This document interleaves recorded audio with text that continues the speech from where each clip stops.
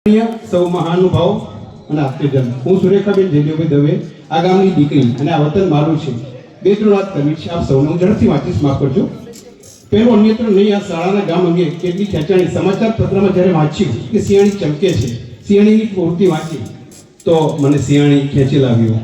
અને ખાસ હિતેશ પંડ્યા શાળાના આચાર્યનો સંપર્ક કર્યો. શિક્ષણ ક્ષેત્રે મારા બંનેની વાતચીત થઈ અને મારી નોકરી દરમિયાન અન્ય પ્રવૃત્તિઓમાં પણ થોડીક રકમ બચાવી હતી. બધી જ રકમ ભેગી કરીને ઉર્ફે પકાભાઈ, માફ કરજો, સુરેખાબેન પ્રકાશ સાહેબને પકાભાઈ ગયા છે એટલે પ્રકાશભાઈ સોની લીમડી કેળવણી મંડળનો સંપર્ક કર્યો અને ત્યારબાદ સિયાણી શાળામાં રૂબરૂ આવી મકાન વિશેની વાત કરી, આયોજન કર્યું.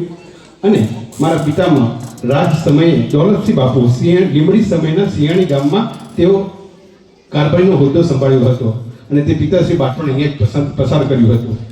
આમ જીવનના કાર્યકાળ દરમિયાન ઐતિહાસિક પાટનગરમાં નોકરી કરીને સૌ એવા નાના એવા ભુજમાં રેહા સ્ટેશન પર રાહ જોતી ઊભી હતી. ત્યારે એક બાપુએ પૂછતાછ કરી કે દીકરી ક્યાં છો? ત્યારે ઝાલાવાડનું સિયાણી છું. ઓહો, તમે વજેસંગ વાવનું પાણી પીધું લાગે છે. વજેસંગ વાવનું પાણી પીધું હોય એટલો હોશિયાર જ હોય. વરજાંગ વાવનું પાણી પીધું છે. 19/5/59 ને ધાંગધ્રા રેલવે સ્ટેશન ઉપર બોર્ડગેજમાં મારા પિતાશ્રી કુટુંબ સાથે હળવદ જતા હતા. એ સમયે રક્ષક ભક્ષક બની ગયા અને કુટુંબ પર આપ તૂટી પડ્યું. તે વડે જયદેવભાઈ અને એની બેન નિર્મળાબેન દવે, મીનાબેન જયદેવભાઈ દવે જાનની બાજી લગાડી લોહીની ક્રાંતિ ખેલી અને બચાવ્યા જીવ. નંદવતા ભાભીને કરુણ બચાવી. તેમજ તે સમયે ગવર્નર દ્વારા મીનાબેન દવેને બહાદુરી માટે એવોર્ડ પ્રાપ્ત થયો. જોરદાર તાલીમથી આપણે વધાવીશું. ત્યારબાદ હિતેશભાઈ અને મીનાબેન કુટુંબની બહાદુરી સહાય માટે, પેઢી માટે, પ્રેરણા માટે 1.5 લાખ રૂપિયા આજે જાહેર કરે છે. ચેક લઈને આવ્યા છે, એ આપે છે.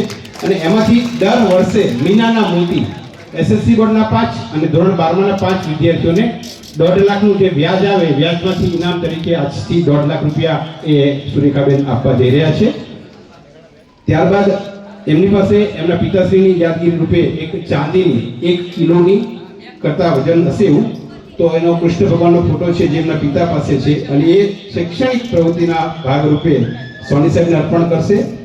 ત્યારબાદ છેલ્લા એમના પિતા પાસે આ ફોટો હતો કૃષ્ણ ભગવાનનો, એ ફોટો અંતિમ સમય સુધી શાળામાં રહેશે. ત્યારબાદ પ્રાર્થના ખંડમાં રહેશે અને પ્રકાશભાઈ સોની સાહેબ આ ફોટો સંભાળશે. અને ત્યારબાદ શાળામાં ઉત્તરોત્તર વારસા તરીકે આ ફોટો હિતેશભાઈ પાસે રહેશે એવી હું જાણ કરી અને આ ફોટો પ્રકાશભાઈ સોની સાહેબને અર્પણ કરું છું અને શાળાનો હૃદયથી આભાર માનું છું. મારી પાસે જે પણ મિલકત છે એ મિલકતમાં જ્યારે પણ જરૂર પડશે ત્યારે હું સિયાણી હાઈસ્કૂલને જ આપીશ એવી એમની અભ્યર્થના છે. આપણે જોરદાર તાલીમથી વધારશું. ધન્યવાદ.